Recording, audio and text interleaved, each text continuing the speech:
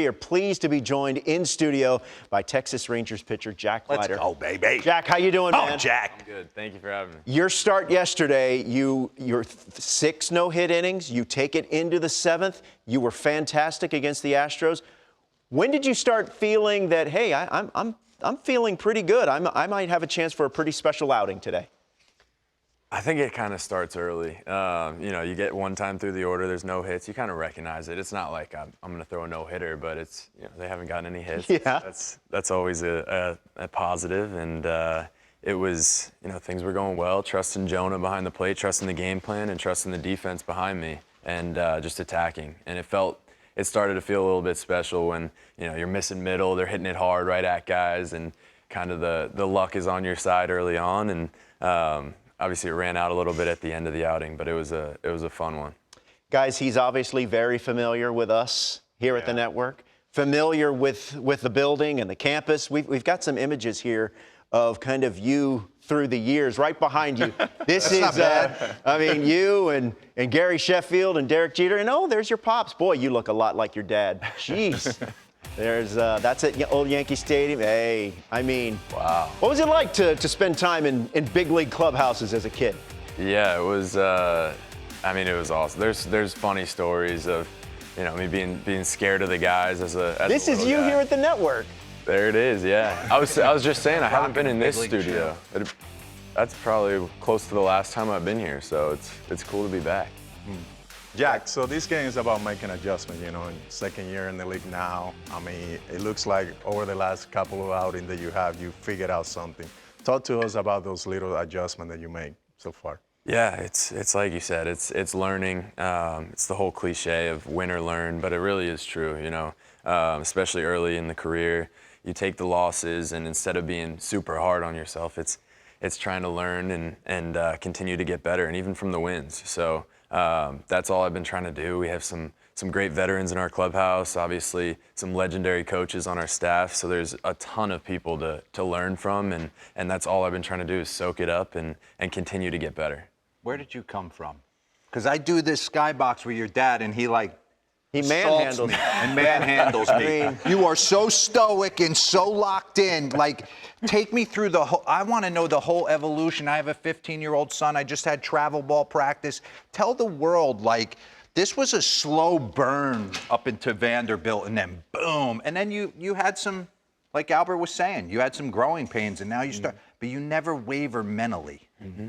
Where's that come from? Don't tell me your dad, because he's nuts. Is it Mom? Well, yeah, it probably is. It is. She's the even-keeled one in the family, and my sisters get a little bit of both sides, and I do too. My dad was always big on the mental side of pitching, and always stressed that. Harvey Dorfman, mental ABCs of pitching, and I think that's kind of the best. It's the baseball Bible, the pitching Bible, and he had me reading those chapters from a young age, and just understanding that baseball comes with a lot of adversity. Tough to grow up the son of a big leaguer. I often wonder, I sit out there, and I wasn't a fantastic big leaguer by any stretch, but I almost feel like my son goes to the plate sometimes trying to do it for the name on the back instead of the front. Did you feel that at all? I think it can be, especially at a young age. The expectation. Yeah, just trying to find your way and see kind of where you fit in the game of baseball, and then obviously the name on the back is there. And I think that's why my dad wanted me to be a hitter. And then you start throwing a C note at Vanderbilt, and you tell them all to. Yeah. Jack, you're in good hands here. Dero, Albert, you could take it away and do some baseball stuff. All right, Albert, we can run the tape. I want to go through yesterday's start. I texted, when I knew you were coming in, I texted your dad because I knew he keeps score of everything that's going on. Take me through a few at-bats, your approach yesterday. But then I want to get into, I've learned so much over my 10 years here working with your dad at the Skybox and what to believe in that I bring into coaching kids today. So I want to go through the mechanics, how you're able to generate the fastball velocity, and then kind of just we're gonna bring your dad out at some point. All right, take a look at this. Lowest opponent batting average 2025. Rodon $1.60. Are you aware of the numbers? Are you? No, I wasn't. You don't dive into any of it. No, not these. That's pretty cool. Now he will. Yeah. Some guys are really interested in it, and some guys really, like, we used to have the packet of stats. I remember, and I used to always like, all right, what's the opponent batting average against Jack Leiter? 186? All right, I better pack a lunch today. Like, obviously, no one's clipping them. Yeah, I mean, it's pretty cool to see two of our guys right there, too. Yeah, Tyler Maley's been nails for you. Yeah, and Evaldi, they're both great teammates, and they've helped me a lot. So it's cool to see some of those guys at the top of this list. All right, so you come out yesterday. I want to get into Houston, top of the first. You take the bump. You got Isaac Paredes leading off, and then Jose Altuve right behind him. First pitch of the game, 96. He squares up, and you get an easy out to left field. And then next pitch, you're 2 pitches in, and they're just hacking. So did you? Not that you know that was going to happen. Pause this. But were you aware that they were going to be aggressive with you? And did you make the adjustment going into the second inning? Yeah, it's an aggressive team generally, and I put a lot of emphasis on winning 0-0 counts, winning 1-1 counts. Those are kind of the swing counts in batting average. You see the difference between 1-2 and 2-1 and 1-0, 0-1. There's a big difference. So basically attacking in those counts, and I think lineups know that. So it's protecting your 0-0s, mixing, but early in the game, if they're going to swing first 2 pitches of the game, I'll take that. Yeah. Well, I would swing right away as well when Right. you're facing a guy with a good stuff like Hank, and I'm sure that's what Houston was thinking. You know, we're gonna jump right away and don't give Hank a strike. Yeah, an all right-handed lineup they threw at you. Yeah, unusual. When you got that, Unusual. were you like, okay, Yeah, it's advantage me, I would think. You're standing on the third base side of the mound, like, I throw 100. Come get it. no, it's nice, and I've added pitches this year to help with lefties, but the fact that there were no lefties, that's interesting. That doesn't happen every day. You talk about adding pitches. This is your pitch usage versus right-handed hitters last 2 seasons. Certainly incorporated a sinker now, up the slider usage. Yesterday, second highest slider percentage versus right-handed hitters of your career. So did you come in after the first inning and Jonah say, all right, they're obviously hacking, let's start? Yeah. There's a definite adjustment when they're aggressive, and early on, even in the warm-ups, we saw the slider, the feel for it was there, the shape was there. So on a day like that, you kind of go to the well early and often, and obviously, as the game went further and further, it was like, we're going to keep doing what we're doing. And then at the end, it kind of, the homer and then 2 base hits and you're out of the game. It kind of happens fast, but it felt good. All right, top second, DeCenzo comes up and you start him with, yeep, and you get the call. By the way, that's a ball. Yeah, it is. But we're going to get it, so might as well keep going to the well with it. So just take me through the mindset of attacking an aggressive team right here. You're obviously chapped at that pitch, and then you lock up. A lot of your stuff, I noticed, is glove side. Yep. Are you following DeGrom? Is that what you're thinking? You don't show a lot in. Eventually, I think, with the sinker and run some up under the chin, make you more effective. But. Yes.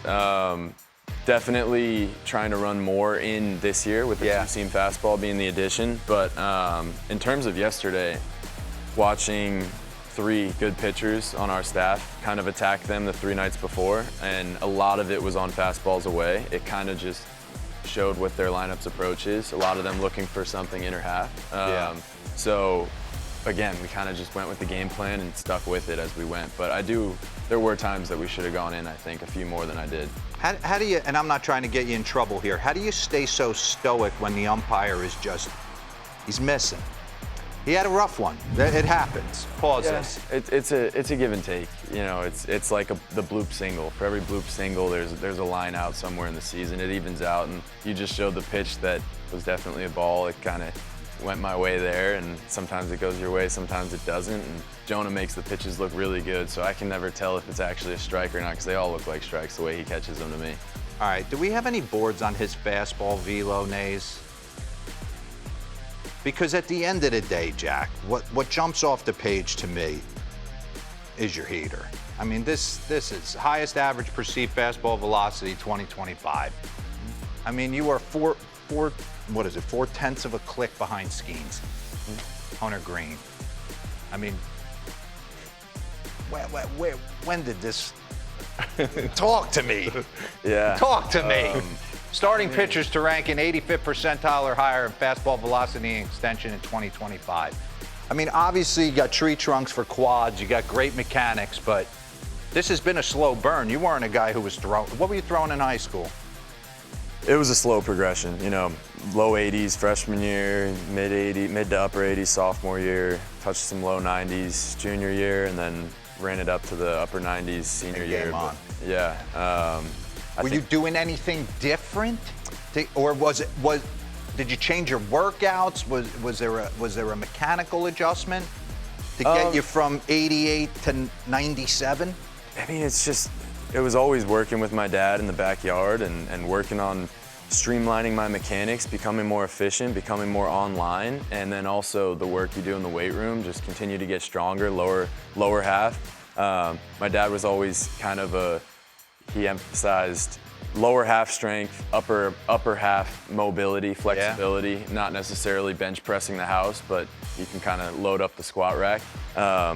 And that's kind of what I've committed to is a lot of lower half exercises, and then trying to keep the upper body loose, whippy, elastic, and that's kind of been the recipe. But from a mechanics standpoint, it's just always continuing to streamline. Get into And it. you know Dad threw a no-hitter about 19 years ago. Yes, So he did. did that call come from you or from him and say, hey, you were just that close?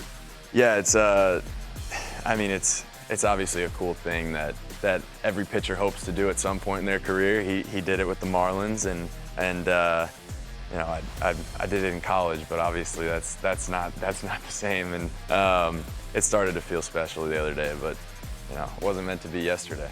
Well, When you're you not get- gonna have many chances. Get back. Let's show. I just want to show Alex. I mean, he's one of the best hitters in the American League. One of your starts. I mean, just the ability to blow 97 by really elite hitters, 98 miles an hour, and they know it's coming. They're not coming off it. Guys like Albert Pujols always say, I'm not coming off your heater. And 99 hits by you. So, Yeah.